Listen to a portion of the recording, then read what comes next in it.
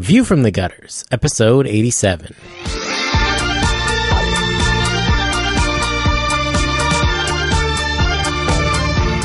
Welcome to View from the Gutters, the comic book podcast where each episode we discuss a collected edition, trade paperback, or graphic novel, and then recommend and vote on the book for the next episode.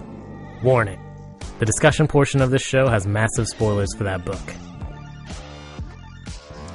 On this episode, we discuss Courtney Crumrin Volumes 1 and 2, and, to skip ahead to the recommendation section, skip to 5513. Fuck this, let's record. I don't have all night, and I'm not going to fucking sit here and argue with you guys about this. I'm waiting to know where these vast bodies of knowledge you have are. I've yet to see them. What do you think this is? That's not knowledge. That's knowledge. That's not knowledge. That's my knowledge reserve. I promise you that's not knowledge. It's a bunch of hard drives. It's not. It really is. It's a solid state something. All right. What episode is this? I want to say 50 it's trillion. 57? 80. I was just going to look it up. 54. 80, 70. 70. It is 11. 87. It is 87. All right. I'm right. All right. 87. Welcome. I'm Andrew Chard. I'm Joe Preddy. I'm Kaylee Fleeman. I'm Tobiah Panchin. And I'm Adam Panchin. And I'm Cade Reynolds. And no one noticed. No one said anything about last that episode. Cade did not speak on the last episode. Did you listen? His ghost. I haven't listened to it yet. Okay. No. Did you? I cut in and I'm Cade Reynolds into the beginning. Nice. So, I mean, he was here and then he didn't say anything. Obviously, Yeah, he was sleeping. What's going on? You got to speak up. Yeah. What are you doing over there? But yeah, what are we talking about this week? Courtney Crumrin. Yeah, Crumrin. that's right. Adam, you recommended this one. Yes, I did. So you're back once again Yeah, well, as the returning champ. little unexpected, but yes, here I am. Yeah, unfortunately, Brant kind of had to cancel last minute to take care of some family stuff, so it gave Adam the opportunity to come back and be on again. Returning Huzzah. champ. So, Adam, Courtney what did you think Crumrin. about Courtney Crumrin? Because I'm pretty sure you did the same thing that I did, which is not stop at reading 2 volumes and actually read all 6. Yes, I did do that. I had actually never read beyond about 4 before. I'd fallen out of touch with it. But focusing on just the first 2, because that is the official topic of the episode. I mean, like I said when I pitched them last week, they're good, creepy young adult stories in a grand 100-year tradition of kid moves into old house and discovers magic stuff and gets up to hijinks and occasional shenanigans. I mean, this stuff goes back. I mean, Yeah, there's a long tradition of kid moves into creepy old house and discovers mysteries. go look up 5 Children in It. This stuff is ancient. Well, I mean, they were even by doing, I mean, that was relative kind of what was going on in The Secret Garden, like way back in the 19th century. They just didn't have the magic stuff. Yeah, well, the magic was Christian Science. That's what that book is about. Oh, is it? Yeah. It's like, go out and live in nature and be part of God's creation, and that will make you healthy and calm. And I saw like a good TV movie. movie Does that when I not was work? young, and it made me messed up. I should probably get my gout checked out then. Yeah, go to see a doctor. Joe. Right. I mean, my foot's Yeah. only twice the size it normally is. I didn't think that was a problem. I figured I'm worried. I'm outside yeah. all the time. Courtney becomes a witch. She gets up to trouble with goblins and, makes... Well, actually, she doesn't make friends. That's one of the problems. And gets into trouble. And if you keep reading beyond the first 2 volumes, you'll see her later be forced to confront some of the consequences of what she does, which gets interesting. in an awesome fucking way. So I have a question. Did you guys read this in black and white? Yes. Yeah, Okay. it was in black and white originally, and then at a certain point it switched to color, and I think that they might have They reprinted did. it. They in recolored color. it because I've only ever read it in color. Yeah. Okay. And that's how I read it. Yeah, the color. The black and white is the volumes I have, which I got a few years ago, but Emerald City. Yeah, the recolor is really well done. Oh, yeah. Yeah, it absolutely it's is. Exceptional. And- It's exceptionally well done. Like, honestly, like looking at it in color, it almost reminds me a little bit of like Hellboy. Yeah. Like yeah, it's got that same kind of like angular quality, and like you've got that darkness and like a lot of not exactly silhouettes, but like black splashes across people's faces. Yeah, I saw that a lot in the black and white as well. I liked the palette that they chose for it. It reminded me a lot of how Dave Stewart colors. Before we get too much into the details, I would love to hear from some people who have not read this before and hear what their first reactions to it are, because I first read these years ago. Yeah. So, Kaylee, Joe. Kaylee, why don't you go? Okay. Well, I read the first volume, and I was kind of like thumbing through it, and I wasn't because I was on my laptop. But I'm gonna say that I was thumbing through it. Were you hitting the arrow buttons? I was hitting the space bar. You were spacing through it. Well, I was reading it, and I was like, yeah, this is all right. This is okay. Like, this is very young adult-esque. And then I got past a certain part, and then I was like, holy shit, I think that person died. And I wasn't paying attention. And so I went back, and I was like, he ate her friend.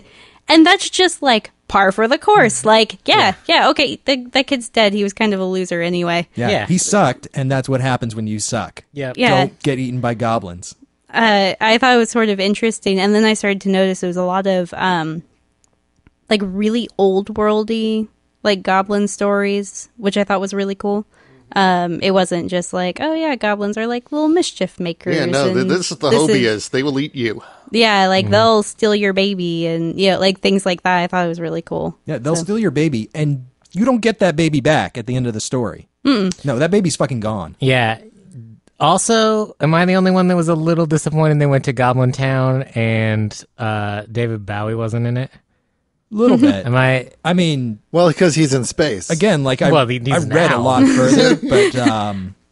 God, I can never fucking remember her name at first. The Dreadful Duchess. Oh, yeah. She keeps showing up throughout the story and gets more and more and more awesome. Yeah. Isn't she supposed to be... she's supposed to be... I thought she was supposed to be Titania. No, she's essentially the fairy queen. Yeah. Sort of. Yeah. But they make references remorseful. to Titania. I've never heard it pronounced out loud before. I don't realized. know if it's Titania or Titania. I thought it was Titania. Yeah, I think it's Titania. It seems more in keeping with and then where the whole fairy thing comes from. You've got the Twilight King, who's kind of an Oberyn. Yeah, and he's big in the third volume. But yeah, man, I fucking love this series. And though, I got towards the end, and I closed the book, and I walked into Adam's bedroom, and I was like, this is Harry Potter, but without all the fucking bullshit. Why do more people not know about this series? Because it's not as charming or endearing as Harry Potter. Yeah, it's true. There's no... there's no, I identify with House X and silly made-up magic words and all the easy trappings for a fandom. There can't be a Courtney Crumrin fandom. There's not enough material there to seize on. Well, and also... I don't know about that. I think that there's a lot to dig into. Have fans. I'm differentiating between fans and fandom. That's fair. I think the big difference really is the cast of characters. Yeah, absolutely. Harry Potter has a massive cast of characters, and you will at least latch on to some one of them. That is important. Mm-hmm. Courtney Crumrin is Courtney Crumrin. If you don't latch onto her and love her as a character immediately, the rest of the story becomes fairly impenetrable. And not that I don't think that a lot of people would like this. I think that tons of people would like this. But I think that if you have a hard time identifying with a character who has no friends, doesn't really care that they don't have a lot of friends, enjoys their own space, and is mischievous in that way, I think that you could kind of not be able to get into I the guess I mindset can see of that girl.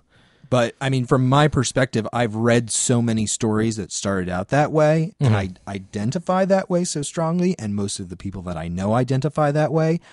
I kind of have a hard time wrapping my brain around somebody picking up this book and going, oh, she's a loser. She doesn't have any friends. I can't identify with that. Well, I'm not saying you can't identify with Courtney, because I think there's not that she aspects. Doesn't want friends. It's that she's been hurt enough times that she stopped trying. Well, there's aspects of any character that you can relate to. It's more about, do you enjoy that character's company?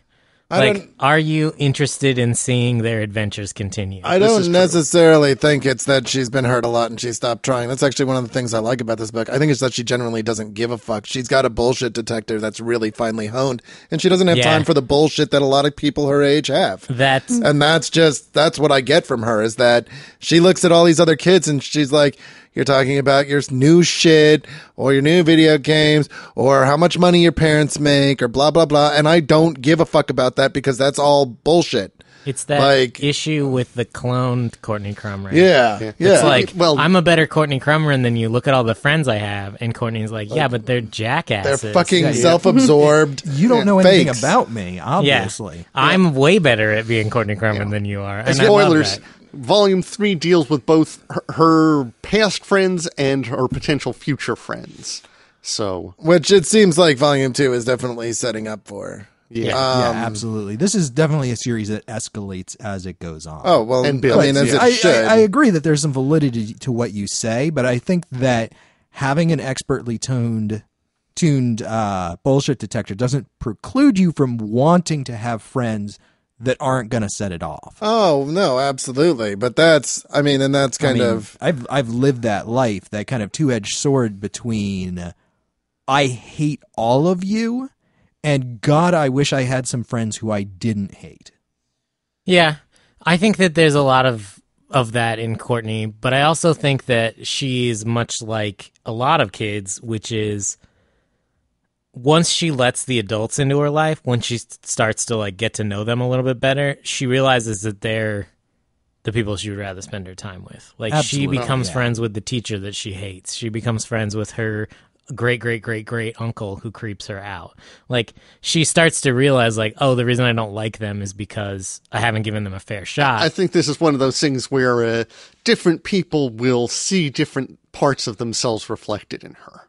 Yeah, it's the part where she narrates that she missed her great uncle when he comes back, she's like, I missed him more than I thought I did. She starts to identify with these people. The teacher, when they're walking, and she's like, I'm confiding in this teacher who's become closer to me than I thought I would let her. Yeah, Miss Crisp. Yeah, is pretty cool as a character in her own right. Yeah, and I think that Joe's right. I think that the bullshit meter is set so high, and every single kid that's in school with her is going to set it off because kids bullshit. Kids are awful, yeah. And I think that this is a story about a kid growing up in the best possible way. Yeah. And can I just say how much I love Aloysius Crumrin as a character? Really? Oh, no. The creepy old wizard. Toby has a wizard fetish. Yeah. Well, yeah, because that's who you want to be when you grow up. Oh, absolutely. Cardboard, though.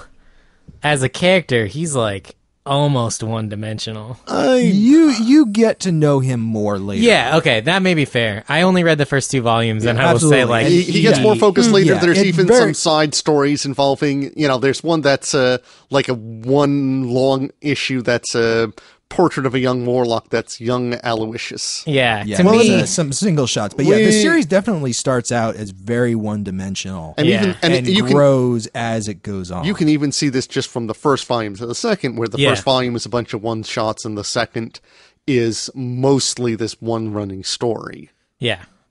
Or build up to it. Yeah, I like the way that the second story begins to flush out the world a lot more, and that stuff from the first story gets callbacks in the second volume and stuff. And that keeps escalating, as Tobias says. It just escalates more. So, if you can find time, finish the series off. Yeah. Joe, what did you think about it? Oh, I enjoyed this. I mean, it's no secret that I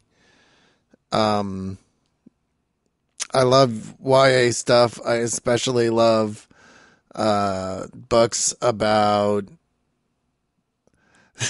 I'm thinking about what I want to say in my head, and I'm I especially like books about younger girls. But what I mean is that character archetype, the younger girl who really is kind of self-sufficient and she's aware of who she is. That's a character archetype that I really enjoy reading about, because I think it's often done very badly.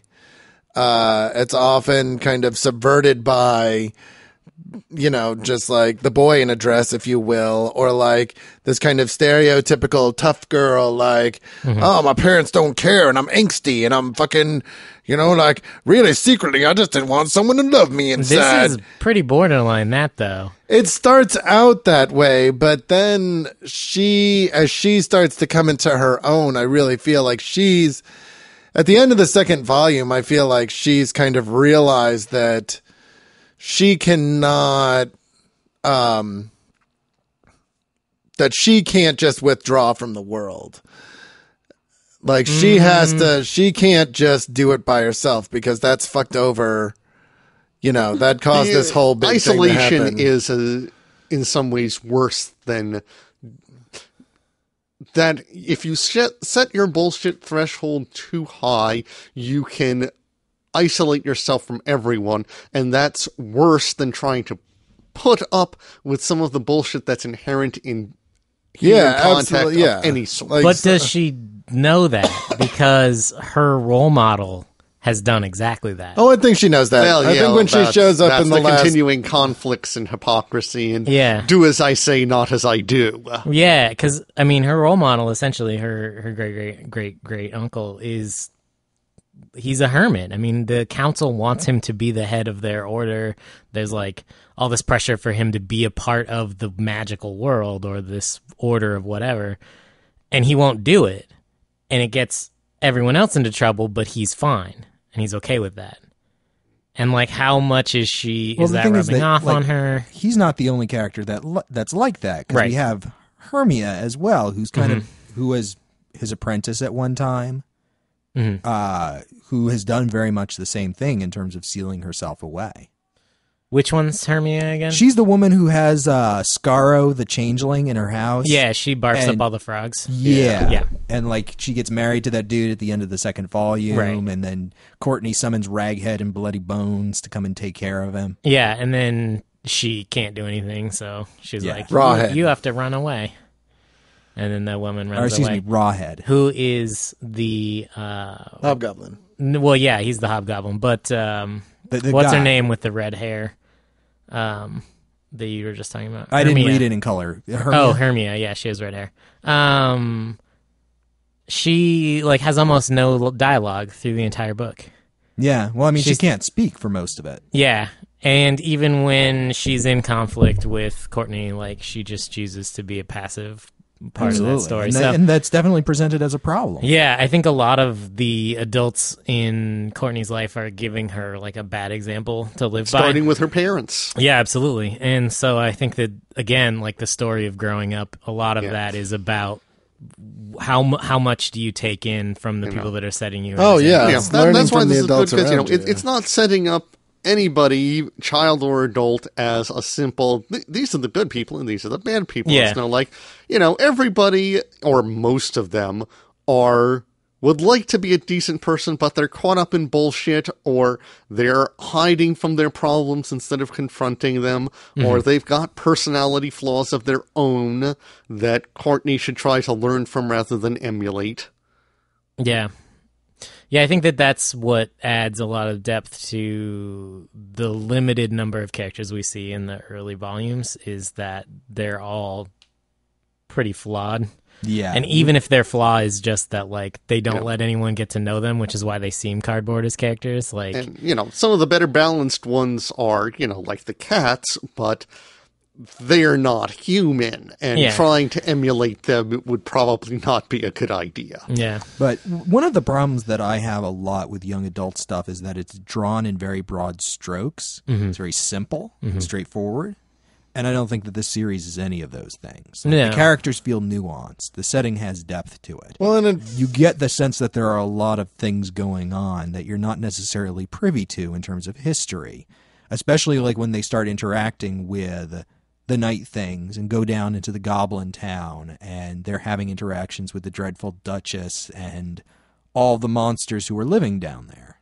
Yeah, it really treads that line between the the two like really prominent schools of world building, which is either like just drop them into the middle of a story and then they'll figure it out as they go along, and the like slowly building stuff up and explaining things along the way, because like some of it is explained, but the first time that she starts to go into the woods and her best friend gets eaten, like that just kind of happens. And you're like, well, that's a part of the world, and the woods are haunted by like actual shit. Like there are really, she's not just seeing things. Yeah. Well, and I feel like it's building towards something. None of the stories I read in this book and I go, oh, well, that was just a thing.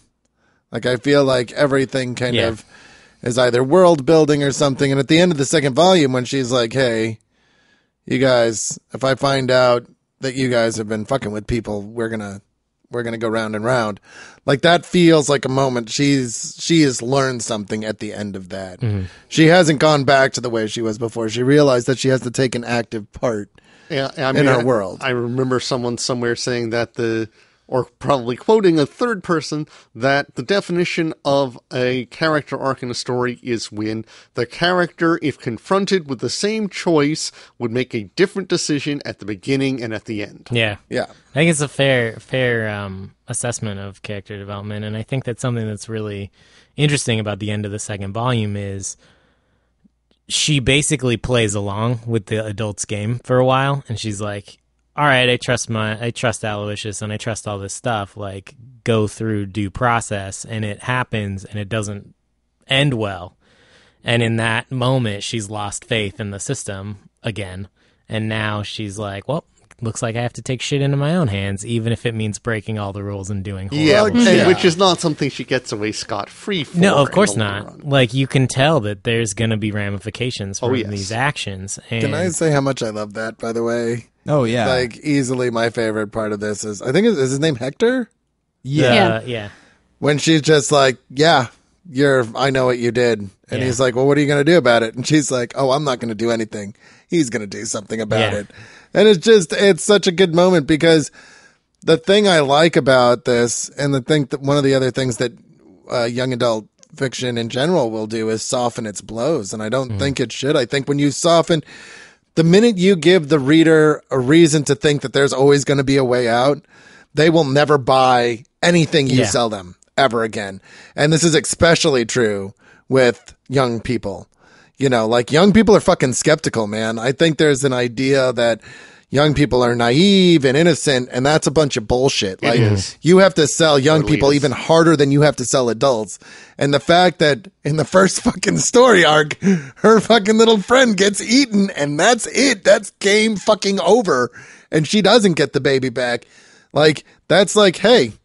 Yeah. This is the world we live in. This is where shit happens. She doesn't get the baby back. The changeling gets killed. He doesn't get away. Yeah.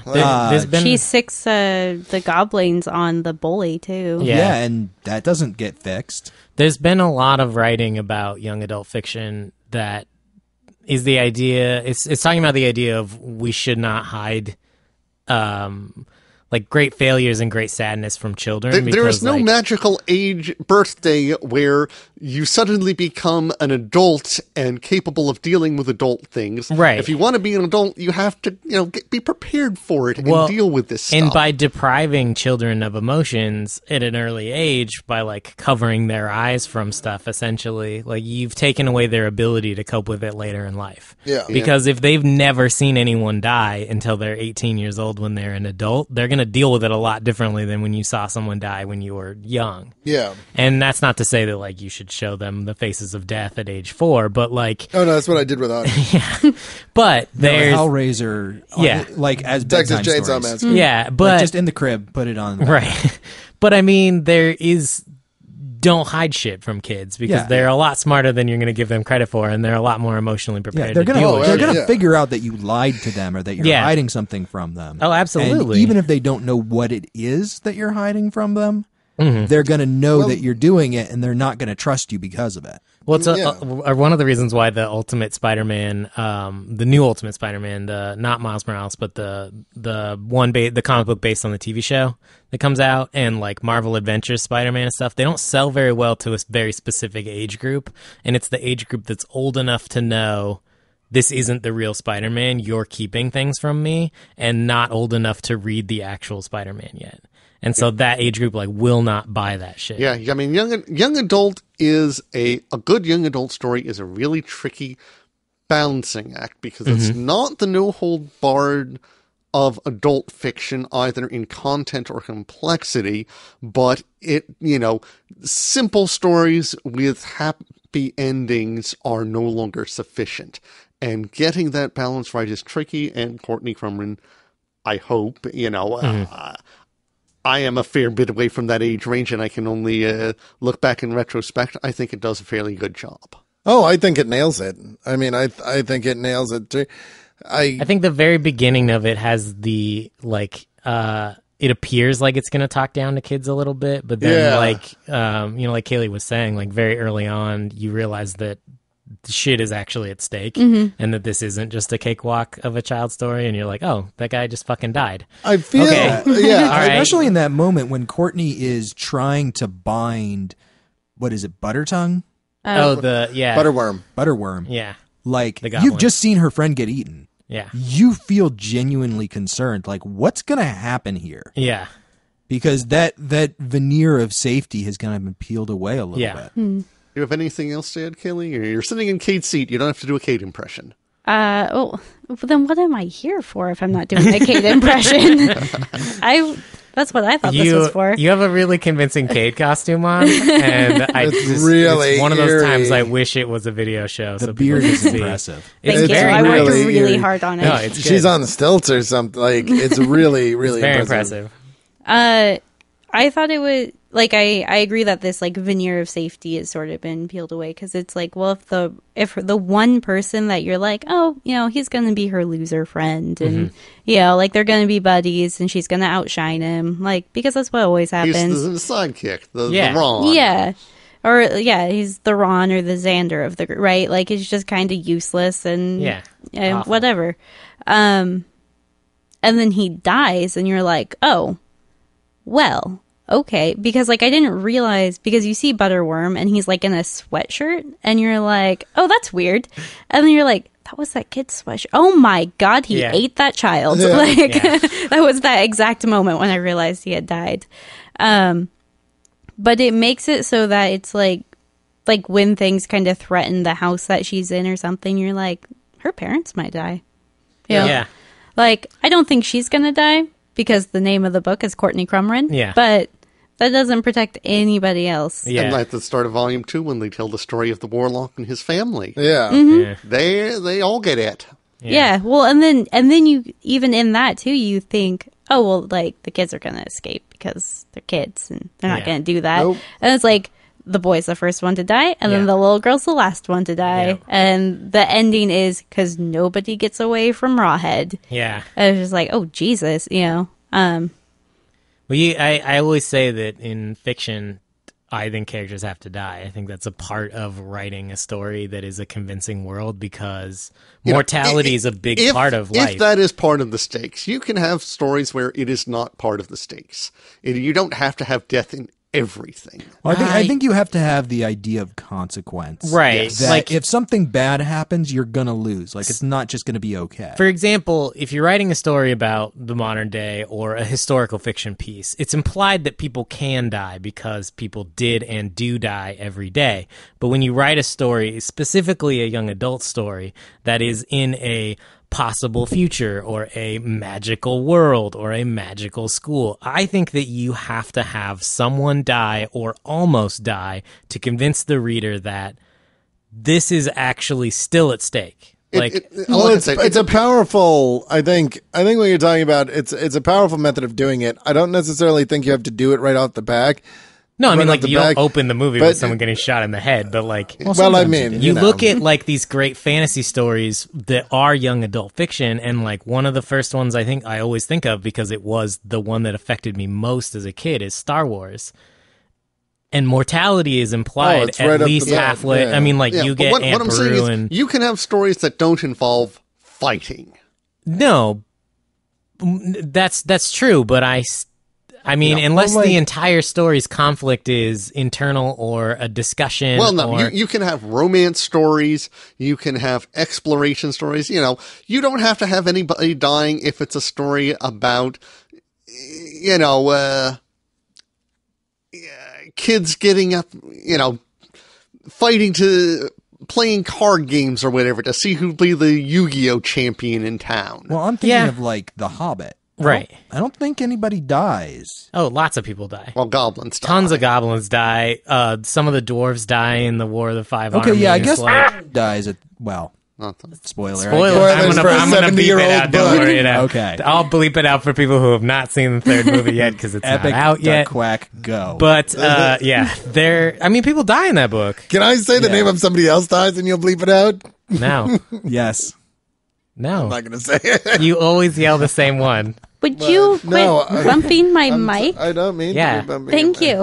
Okay, yes, you're right. I'm wrong. But I think that the general point stands that as long as you establish that there are stakes and that if you lose, there will be consequences. Well, yeah.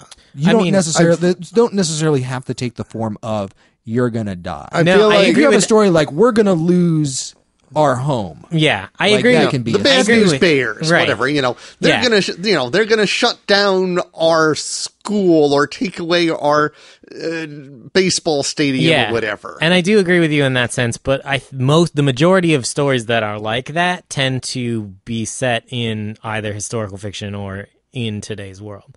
Like, very rarely do you see like a space basketball team like, man, we better win the championship, or like, because what's the point of setting that story in space? You know, like the setting matters because for you a could reason, dunk right? like massive. I mean, now I'm currently writing a space basketball story because I said that. But you do it where it's space. Space dog fighting, only they're not blowing each other up for real. Like space fighter paintball. I've got a tagline for you. Are you ready? Yeah. In space, no one can hear you dunk. I was going to say, come on and jam and welcome to the slam. No, it's come on and slam and welcome to the jam. We're not having this conversation. I agree with you in that, like, you could set up a scenario in which no one dies, but there are still conflicts and stuff still is at stake. But I feel that in most fiction of this nature, that mortal stakes are important. I think that that's a fair point for a particular kind of story, especially like an adventure story, like a fantasy adventure story. I agree that playing up the fact that, like, hey, bad things can happen. Yeah. Like, that's important. Yeah. I mean, maybe it's not a death in so much as, like, you actually physically die, but in, like, you'll get kicked out of laser fight school. Yeah, that's... Like, that's a death of a character in some ways. Why because, is like, nobody writing a young adult's title about laser fight school? I mean, I am right now. Sort of wrote Ender's Game. That's okay, that's true. But, I watched the laser tag cartoon. There's a laser tag cartoon? There was a laser tag cartoon with time travel. Jesus. Where was I for this? Jesus I feel like Christ. I missed something. It was pretty epic. I think, I Real think quick, though, I do want to mention some more movies where nobody dies. Reservoir Dogs, Saving Private Ryan, and Macbeth. I was like, Toby, we call it the Scottish play. Are you not aware that there is a curse associated? Only if you're putting it on. Yeah, we're not. Oh, okay. We're not wait, I thought we were doing it right after we record tonight. Are we not? No, we're not. Well, We shit, what am I going to do Macbeth. with this Lady Macbeth costume I've been dragging around all day? I'm not Continue actually to wear it sure. because it looks beautiful on you. Yeah. Well, thank you. I thought Out, that was your damn Halloween- spot. I thought it was your Halloween costume. I think... Oh my God. Sorry. Speaking of Halloween costumes, I was at Spirit Halloween today, and you know what they had on super clearance? Gem and the Hologram costumes. Oh my! Why are we Full not set. going as Gem and the Holograms? Right as I said that, our audio like clipped out. It's the curse of Gem and the Holograms. But I have the same It's because question. it's truly outrageous. Why are we not going as Can Gem we and the record Holograms? a Halloween episode as Gem and the Holograms? Are we recording right now? Yeah. Okay. Because I'm just going to put this out right now. Chard, you need to Yes. go and get those costumes. We have a PayPal account to support the show. If we get $100 in that account, we should put out a video episode where we are wearing Gem and the Holograms costumes for Halloween. There's a Synergy wig, there's a Gem costume, and there's one of the other ones that no one cares about. And they're all medium/small women's costumes. Yes, I am so there. I will wear the shit out of a Synergy wig. I don't care. Is it Kimber or Stormer? I think it's neither of those. Damn it. I think it's legitimately a character that it's the keyboard player. Is like that is Stormer. Is that Stormer? She's no the best one remembers. All I know is we are the Misfits. Our music's better. That's not true at all. I would rather be the Misfits. The Misfits sucked. But then again, when I was a kid, I always wanted to be the bad What if guy. it was actually the Misfits, like Glenn Danzig and the Misfits, and they were just like... That would not be as good a costume. It probably would be, but it would have been a much better cartoon. You would just be shirtless and yelling all the time. Yeah. It would be a perfect costume. It would be a perfect costume for Joe. I mean, that's true. When I'm at home, I'm shirtless and yelling all the time. I'm pretty sure I argue in my sleep. But what I was going to say is I agree with Toby. I think what's important is that you show follow through. Yeah. It's that when given a situation, you don't get the happy ending. You get the ending that you get where it's like, oh, we're walking through the woods, and it could be, oh, homeboy got eaten by a fucking straight up goblin.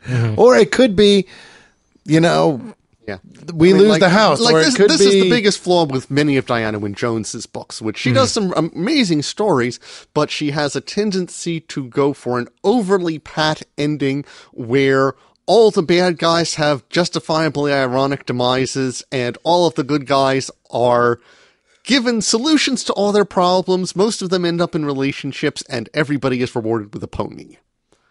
Correct. Yes. I do want to say, though, that... You would like to be rewarded with a pony. Again, reading the entire series is helpful because one of the things that seems to happen repeatedly in the first couple of volumes is Courtney fucks up and Uncle Aloysius pulls her ass out of the fire. And the fact that that happens so frequently becomes a problem in and of itself later on, which I think is really awesome. Yeah. Because it's proving that there really is no get out of jail free card. There's no such thing as a free lunch. Like everything that happens has a price. Right. And you shouldn't fuck around with magic. Reading this book reminds me... You should definitely fuck around with magic all the time. If you have the option to be magical or not be magical, just put the magic books down.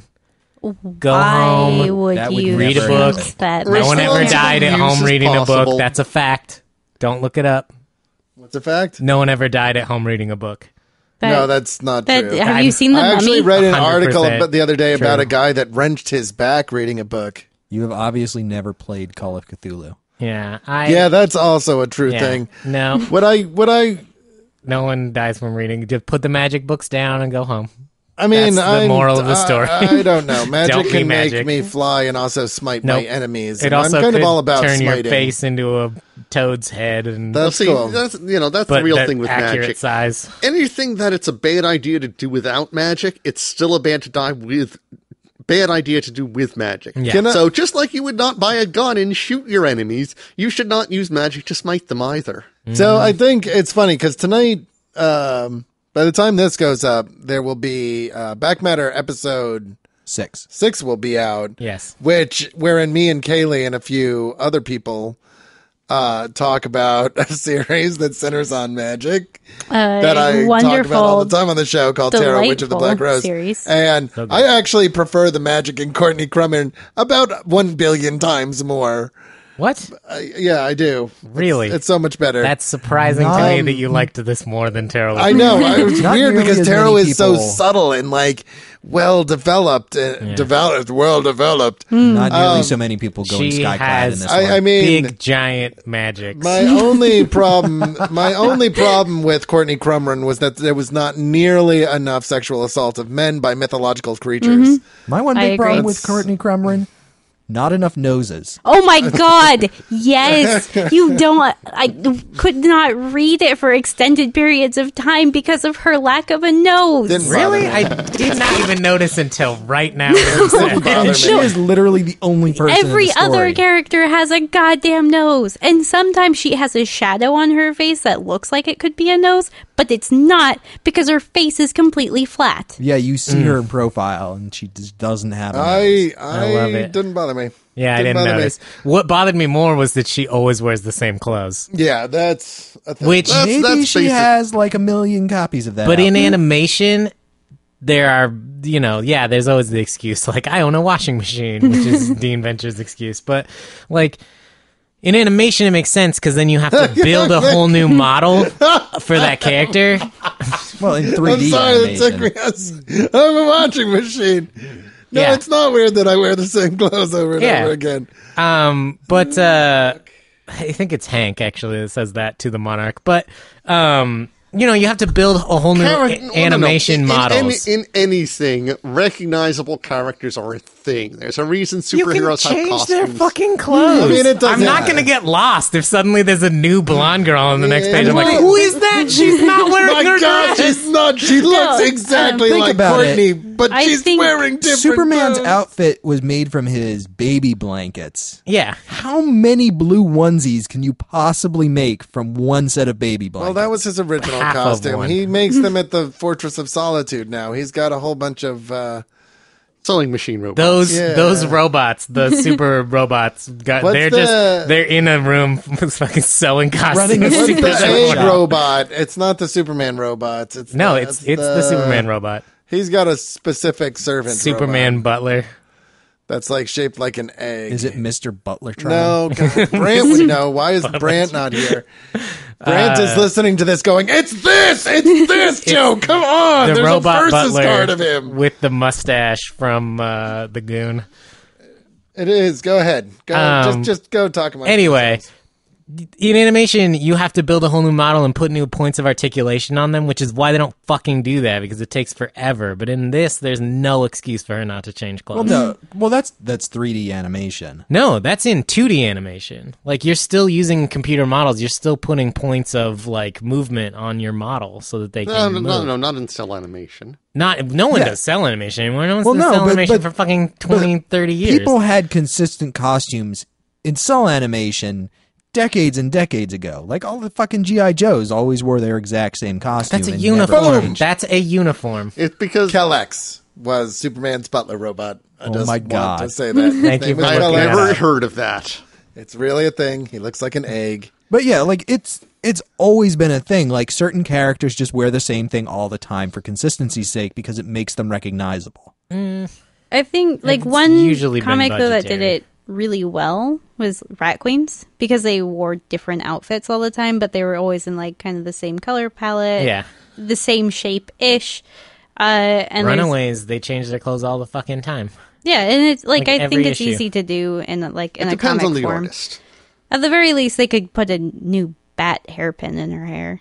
Like I own like 3. It's not hard. Yeah. I don't know. It bothered me. There's no excuse for her not to change clothes. My response to that is that I know plenty of people that have a closet full of the same black T-shirt and same black jeans. I mean, and that's what they wear every day. I buy the same pair of pants And not in like all of twos them and are even threes, cosplaying as Homestuck trolls. but- Yeah. Pretty That's sure true. I have like 15 I actually, black t-shirts. Yeah. I'm going to tell this story now because it's occurring to me. The other day I do groundskeeping and landscaping for a company, and we were out in a really remote like development, and these 3 girls came out and they were dressed like Homestuck trolls, and I was like, "Are you guys Homestuck trolls?" And they like freaked the fuck out, and they were like, "Oh my God, you know what Homestuck is?" And I was just like, I shouldn't have said anything. Why they're like, "Can I give you a hug?" And I'm like, "No, you fucking can't give me a hug. I'm fucking 37 years old and you're like 14 and I'm working." How does that at all I like seem that like a good working was the idea? third excuse. Also, no. I'm working. Like, this is not appropriate in any way, shape, or there is no universe where this is appropriate. I You mean, can no. give a hug to a small stranger. No. What? Are you sure? I'm pretty sure A you small can. stranger. You're like, yo, I'm just picturing for It's some okay reason you to said give out that, and I hugs, was like, but as long as they're under 5 foot. So, like, you said that, and I pictured me, like, running into Yoda and being like, hey, Yoda, and just, like, picking him up and giving him a hug, and then Like Baby Courtney. Yoda. Would not hugging a small homestuck troll be very similar? No, I mean, it would be, but I did not want to. If you don't do anything weird, then nothing weird can happen, right? Like, Sure. but the thing, what I've been trying to make this fucking point forever. And I'm distracting you as usual. It's cool. It's cool. Reading the first volume of Courtney Crumrin, it reminds me thematically of the first volume of Empowered, where it looks like it's going in one direction. And it's very easy because it's just a series of kind of smaller stories to kind of like pigeonhole it if that's all you read. But the more you read, the more you see that there's a very definite tone and a very definite thematic progression going on. And it deals with things that a lot of stories of similar type don't deal with. Yes, and it is critical in some way of those things. And so, like...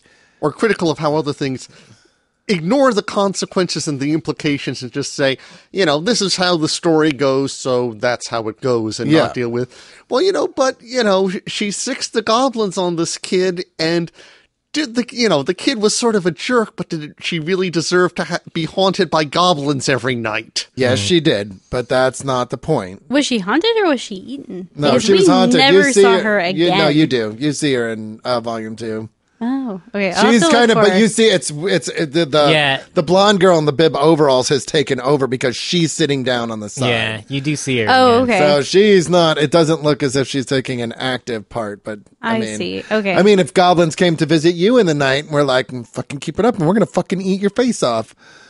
You might step back and let your friend be the head bully. Yeah, like the owl do. But Yeah, I did want to mention that one thing I really appreciated about this was how much of an influence it drew from other sources, like how much mythology and other fantasy was pulled into the story, and how much even subtle things like her transforming into a cat and going and watching the like cat council where they hunt the will-o-wisp. Love the cat council. Reminds me of stuff like A Sword in the Stone, the Disney version where they transform into squirrels or whatever. Like, Yeah. I like that kind of stuff. Well, that was straight out of the Once and Future King. right. oh yeah, no, it totally is. The Which look is of it, the though, I mean, inspiration of. Oh, absolutely. For those of you who don't know, The Once and Future King is the T.H. novel White. that is the inspiration for The Sword in the Stone, the Disney movie. Yeah, and kind of was for a long time the like King Arthur story Well, the Bible. definitive It was young the one that Arthur. like modern day Americans knew. Yeah, kind of like Yeah. The further back you go, the weirder it gets. it does get very Well, weird. And it's yeah. also very there's a more- lot of like anti-woman stuff in Arthurian legend and like And it's also like very Because- mythological in the sense that there are lots of contradicting stories. yeah, absolutely. Well, yeah, I mean they were writing about an Iron Age king, but the majority of Arthur's stories weren't written until the 1400s. Yeah. Right. So But some time had passed. A little bit. Yeah. yeah, I mean there is really And that's what like romanticized it all too, because they were living in that kind of like romantic France, and it was all the ideas of chivalry and shit came into the stories at that point in time. Yeah, So- absolutely. and then they made the They were Merlin movies grafting with this Sam oral Neill tradition and- onto like their Martin kind of Short. current day society. Yeah, exactly. So yeah, but I mean this is quality stuff. Yeah, I it's a really- great series, and I think more people should appreciate it. yeah, if you're a fan of young adult fiction and you haven't read Courtney Crumrin, like If you're a young adult, or you What know, I'm Yeah. going to do is I'm going to go and buy the first volume of this, and I'm just going to put it on Audrey's bed. now just leave it on And the I'm coffee not table. going to say anything about it. When you put it on the coffee table, when she goes, "What's this? Can I read this?" You have to be like, "No, that's not for you." You probably won't. You probably won't get it. It's too advanced for you. just tell her it's One Direction fan fiction, Wow. and she will gobble it up. I'm sure she will. Does she like One Direction? Yeah, he yeah. goes I'm on so and on and on disappointed about in it. her. I had a moment the other day. I'm not going to tell this story. I'm too ashamed. The other day, He goes on to tell the story. Yeah. I'm going to tell the story because I'm wanting for You have self-punishment. no shame. I really don't have any shame. I I know. don't give a. I'm somebody's dad. My shame sensor is just gone. Yeah. freeing. Actually, it's very freeing. I want to say right now, throughout the tenure of our friendship, you have never told a dad joke, and I appreciate that. No. I mean, I really don't. It upsets me greatly. Yeah, you should be definitely telling more dad jokes. I can't. I can only be funny. Tell your story. It's a curse. I don't know about that. If I'm laughing, that's really the only thing I care about. If I'm going to be honest, Sure. I have a low that's the heart of threshold. dad humor. Yeah.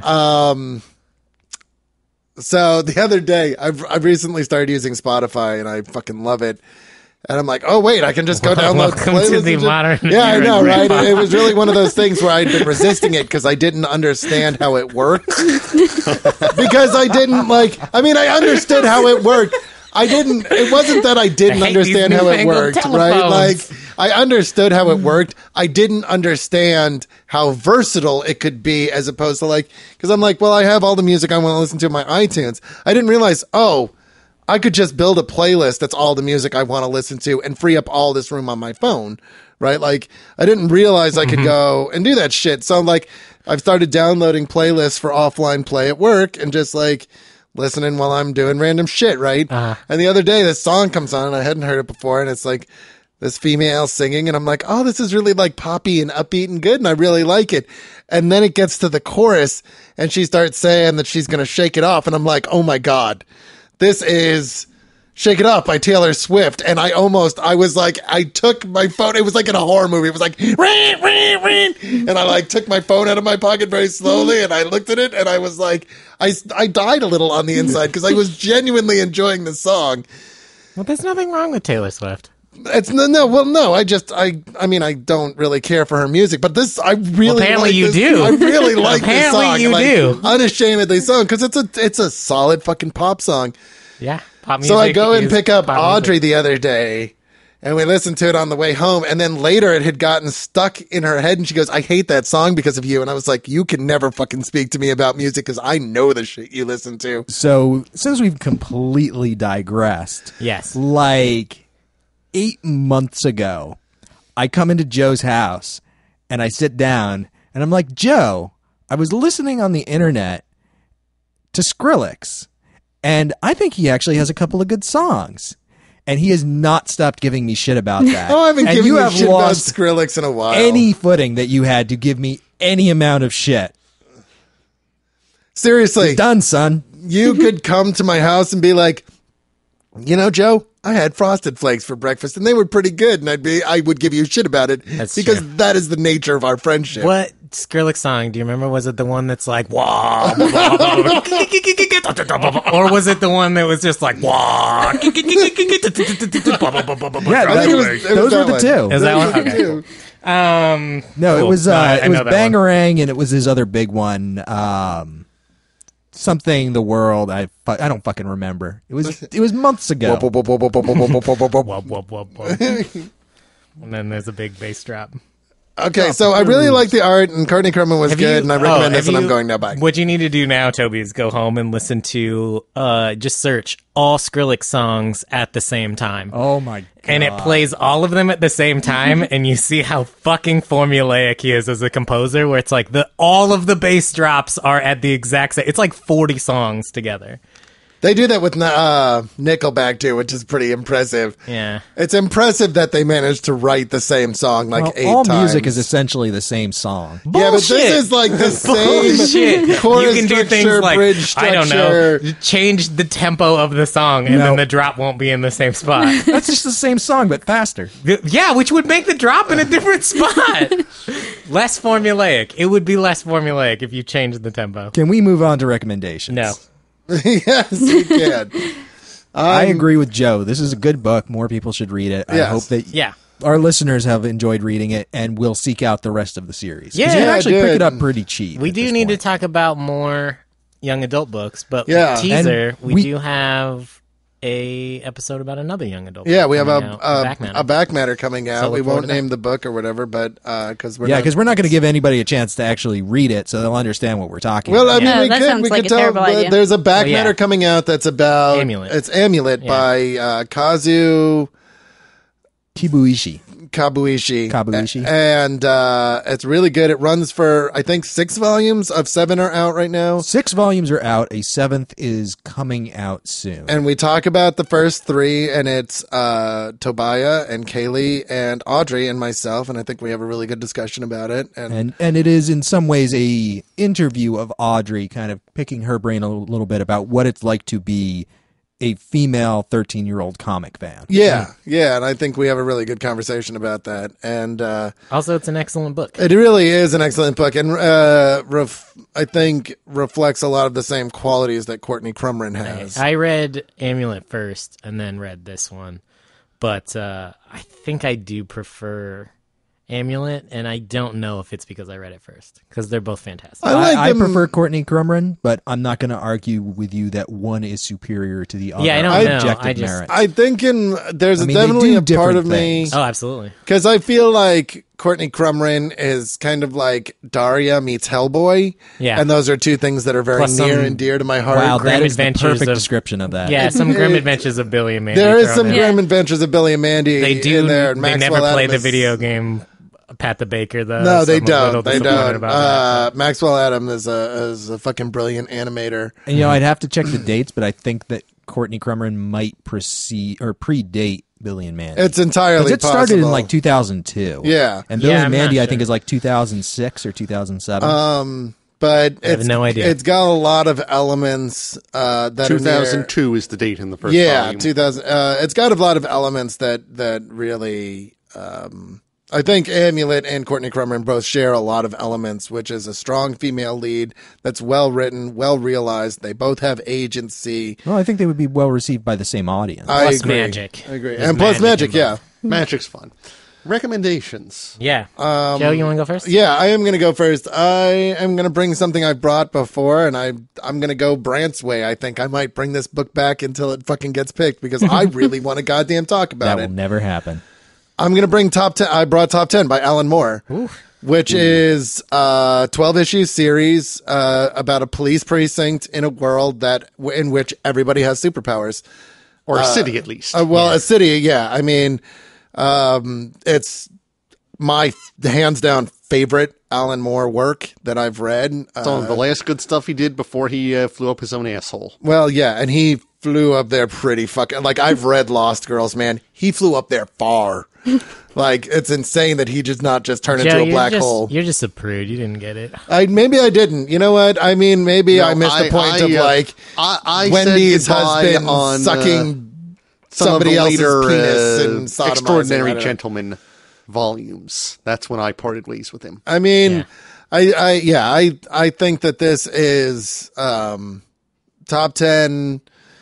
It's Alan Moore really kind of celebrating superheroes while doing what he does best, which is asking some very interesting questions about the nature of being a powered individual and kind of posing some very interesting ideas about what it would be like, what the nature of living in a city where everybody is powered. I thought the thing that Alan Moore did best was smoke 40 spliffs. Well, no, he's changed to 35 and 3 meals a day. Warren Ellis told me. If you have to Google Warren Ellis Alan Moore impression, It's a beautiful thing. and to it behold. really is fucking hilarious, especially if you're fans of both of them. It's just great, especially like to hear Warren Ellis, who's very frenetic and like high energy, like to imagine he talks about how he's on the phone with Alan Moore, and Alan Moore talks like this, and I can just imagine Warren Ellis on the phone going like, I'm writing 8 different things right now, Alan, I really have to go. And Alan going, I'll let you go right after I tell you about this thing I did. Like, it's fucking great. So Google it. Top 10 Alan Moore with art by, it's right there on the tip of my fucking brain, and I cannot remember who it is. Meadowlark Lemon. Well, I know Xander Cannon's involved It's in this Xander somewhere. Cannon. It is Xander Cannon, I believe. And it's beautiful, and The art is amazing, and I think it's really But good. I don't know that he's the main artist on the series. I will I know look that at he it. and Alan Moore co-wrote Smacks together. Yeah, and I but feel like that was a continuation, but it was. In a lot And there of was ways. also the prequel they did. Kaylee, the 49ers. Yeah. what did you bring this week? I am going. So, I've making my way through the Alan Moore Swamp Thing, which is funny that you recommended top 10. And I went to Gabby's. And I was going to pick up the next volume I need, and then I found that Brian K. Vaughan did a Swamp Thing. This is not New 52 something, correct? No, it's something else. entirely. Something else entirely. And I want to talk about it because it left me confused about how I felt about it. Like, I finished reading it and I just felt unsettled for weeks. I've been there. Yeah, like, yeah. I just couldn't, like, was that good?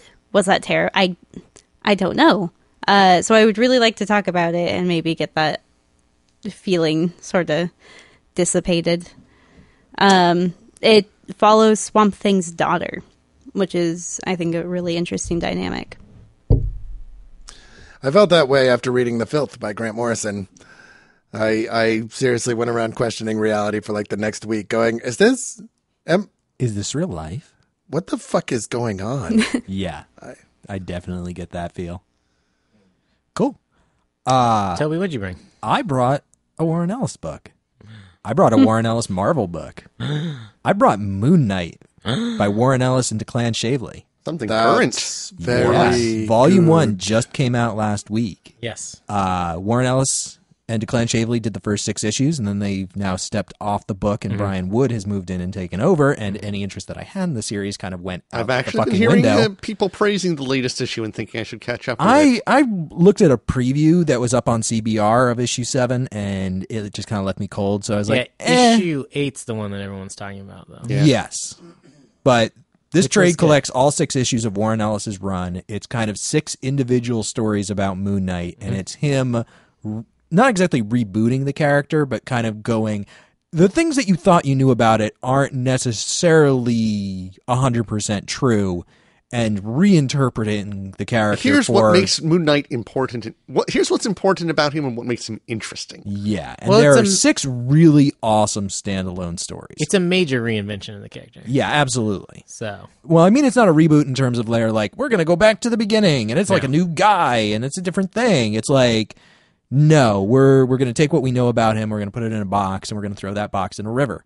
And we're going to go, hey, this is what's actually going on now, and it's fucking crazy. if you want to know, I think the moment I understood that Warren Ellis gets Moon Knight better than most other writers was, Moon Knight is not like Marvel's Batman. You know, he doesn't go out at night in dark clothes and sneak up on people and scare them. He wears bright white clothing, and he's a superhero that only operates at night, and that's because he wants you to see him coming.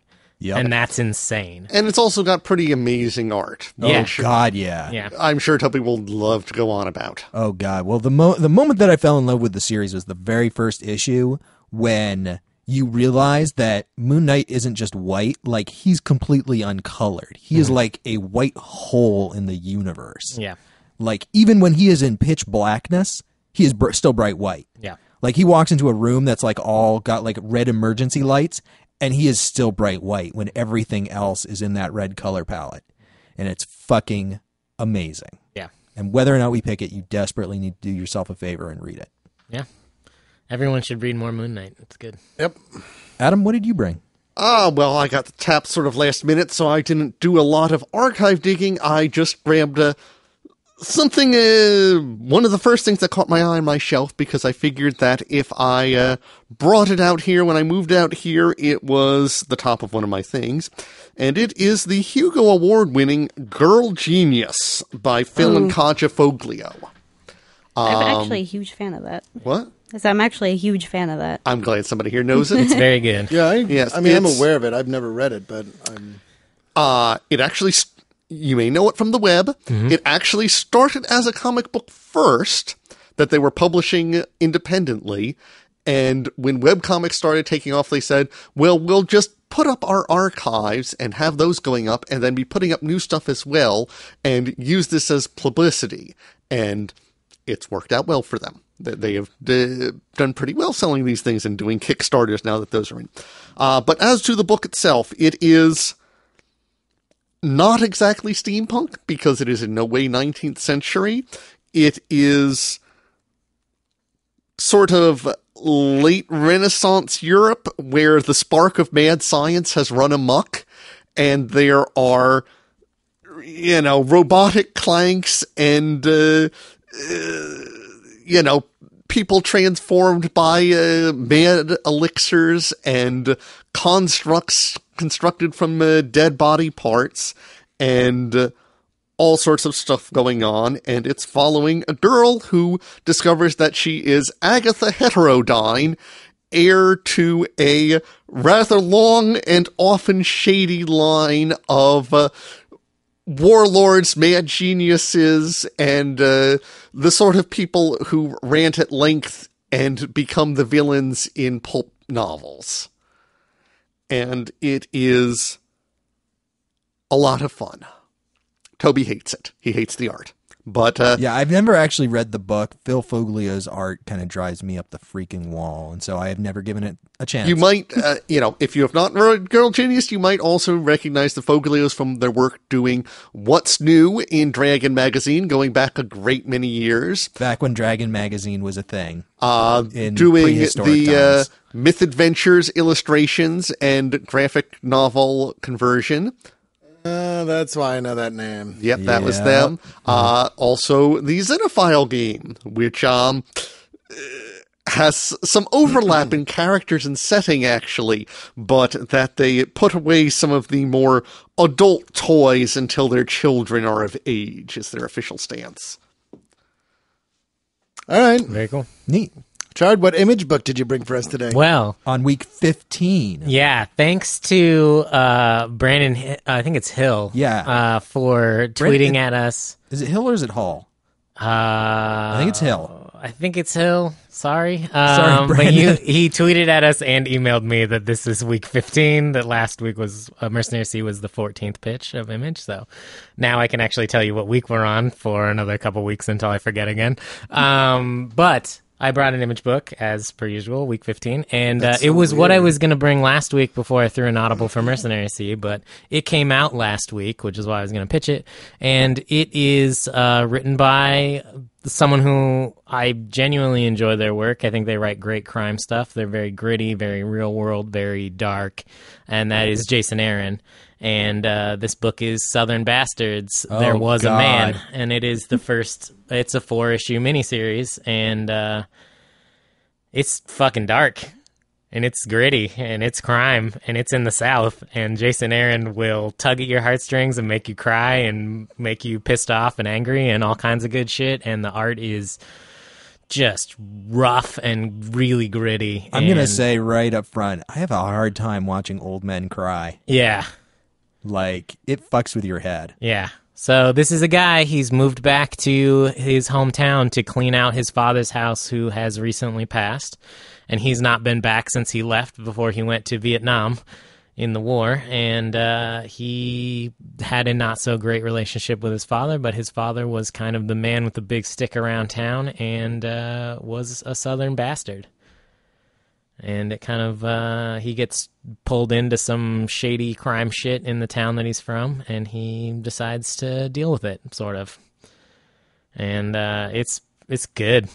It's really good. I look forward to reading it again in the trade, because I read it over like 4 months. I also read it as it was coming out. Yeah. And God, I'm not going to say it's not good, because it's good. Yeah. But I have a hard time reading it again so soon. It's like I Kill Giants, where like I love to read it, but I couldn't read it like every week. Like, I think that would actually just physically kill me. That's fair. But it's fantastic. I loved it. And as far as crime goes, if you haven't read stuff like Scalps that Jason Aaron has done, like this is that just boiled down to its essence, which is just small cast of characters, really intense events, and just... And there's a 5th issue coming out, but I am unsure as to whether that will be a continuation of this story or a new cast of characters. They haven't... I think it's actually going to be both.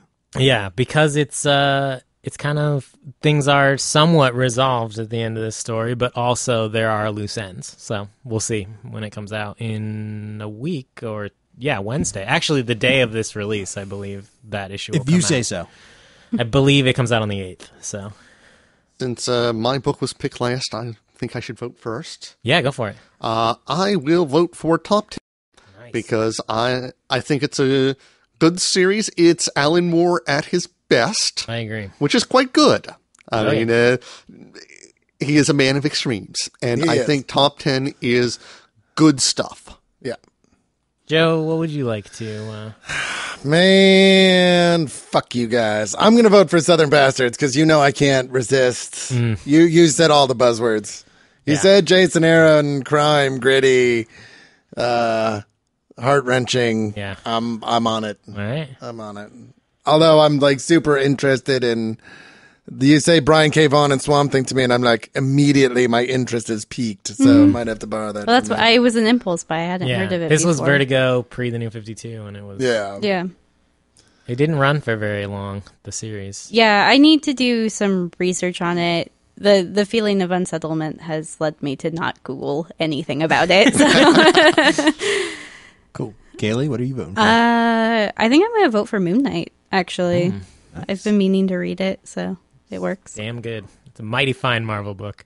I am going to vote for Swamp Thing. God damn it. Which means I have to vote now, right? You have to- You have to Actually break vote. the vote. God, I hate it when you guys do this. You do it on purpose every week. I know.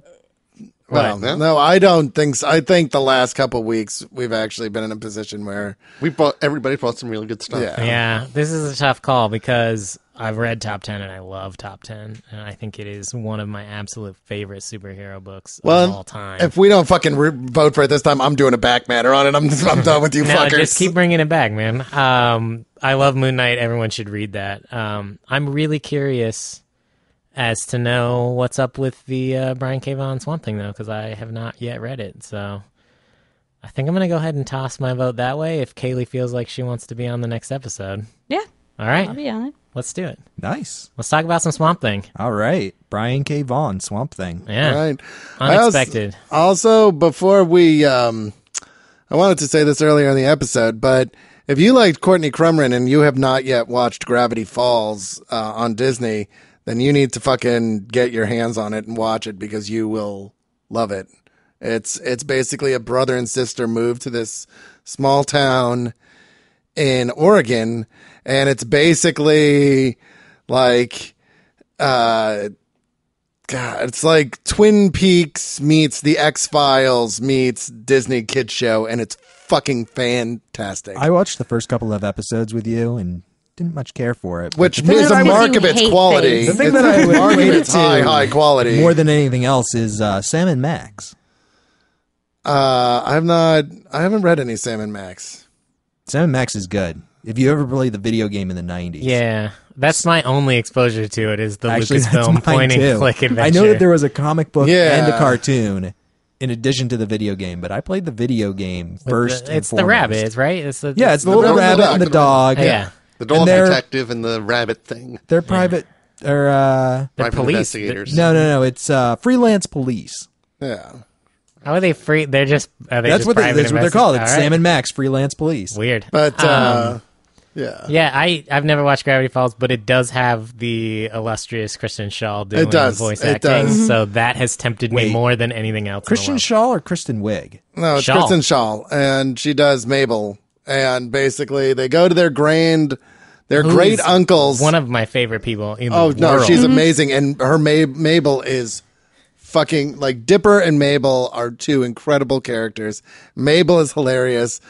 They go and live with their great uncle in his like curio Mystery mystery the shack, and you know it's Well, I'm gonna have to watch this now. it's really good. Like it's really Kristen Shaw good, was enough and to give me it's the, a lot I loved of her. fun. She, if you don't know her, she was on Flight of the Conchords. She was their fan. She's- She's also the voice of Louise on Bob's Burgers. Okay, Yeah. that is who I'm thinking of. I'm Yeah. just fucking up the name. Yeah. Yeah, that's Kristen Shaw. Kristen Wiig was on SNL, and she was Kristen in Wiig Bridesmaids. also was the voice of Lola Bunny. I in was the flipping most those recent, two in my head. Looney Tunes, which is also fucking tastic. I had the right person. But I was just flipping listen the to some names. interviews with Kristen Shaw. She's an awesome person. Yes. Very Google cool. Kristen Shaw as a horse. Really? Yeah, dude. Oh, I'm serious. Like, you should do it. I'm going to do it right hilarious. now. All right. Well, thanks for listening, everybody. Next Yep. week, we are doing Brian K. Vaughan Swamp Thing. Is one volume? Yeah. Okay. As far as I know, yeah. All right. First volume. Awesome. Let's read it all. Is there more than We'll one figure out. volume? We'll figure out I how told much you of it my there is, and unsettlement. we'll No post further it up. Googling. We'll post it. We'll post it. We'll post it. We'll All post right. it. Thanks for listening, everybody. We love night. you. Good night. Good night.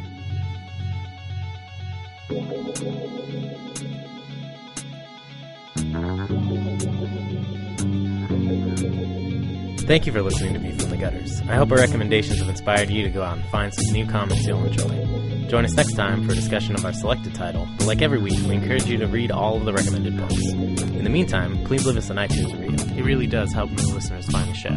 You can also like us on Facebook, subscribe to our YouTube, and follow us on Twitter at ViewFRTHGutters. Feel free to email us at contact@viewfromthegutters.com. Please send us any questions, comments, or recommendations you might have. Be sure to subscribe to our YouTube channel as we post new videos every week. And thanks again for listening. And as always, keep reading.